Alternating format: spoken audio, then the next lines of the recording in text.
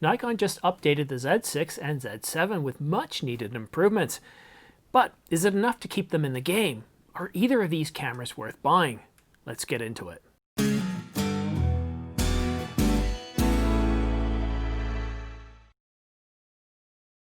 Hi, I'm Simon. Thanks for tuning into The Ordinary Filmmaker. If you're new here, subscribe to get notification of new videos like this one so you don't miss any news, rumors, or tutorials. And by the way, I'm giving away a brand new Canon EOS R5 full-frame mirrorless camera to one lucky viewer. Details are in the description down below, or you can watch this video here, but essentially, all you have to do is subscribe for your chance to win. Tonight, Nikon delivered the twins. The Nikon Z6 and Z7 Mark II are both a little heavier than their siblings. The Z6 will have the same 24.5 megapixel full-frame CMOS sensor. It'll now have 4K 60, face and eye detection, and better low-light performance. It'll also have dual SD cards, improved refresh rate, and can shoot up to 14 frames per second.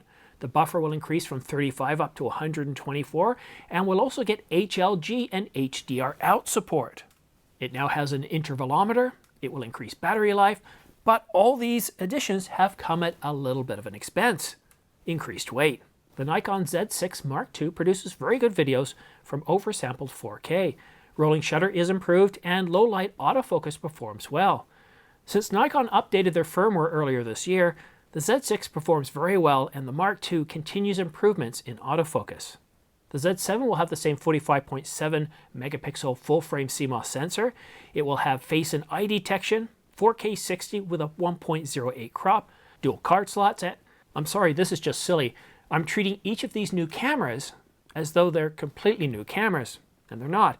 The Z6 and Z7 are good cameras. The Mark II takes existing two cameras and provides much needed improvements. Improvements in autofocus, improvements in video capture, dual card slots, increased buffer size, increased frame rates for stills.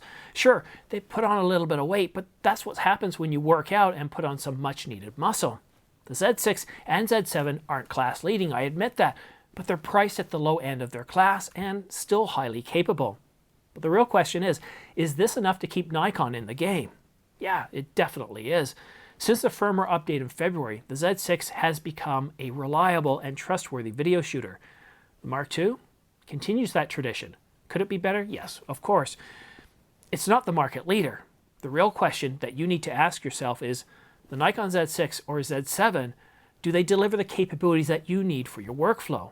Now, if you own Nikon glass, this is an upgrade worth taking. If you don't, consider the range of glass available to Nikon users.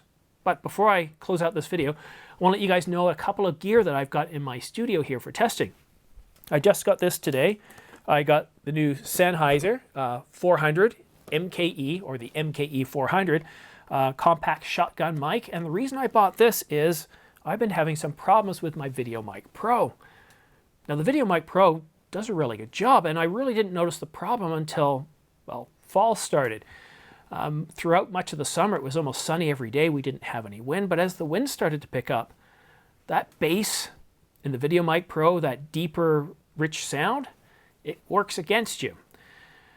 Whereas the Sennheiser MKE 400, it produces, I think it does much better in the wind, and when you get really, really heavy wind, it actually sounds like really, really heavy wind. It's not irritating. There's not too much bass to it. It actually kind of adds to it. And what I also find too is that the reach of the Sennheiser just seems to be better. So I'm going to be doing a review. I'm going to be comparing these head to head in a future video. But I did buy this for my own personal use, but I'm also going to use it in the channel to show you guys that despite a good, 3/4 of you thinking that the Rode VideoMic Pro is better, depending on the scenario, that is certainly not the case.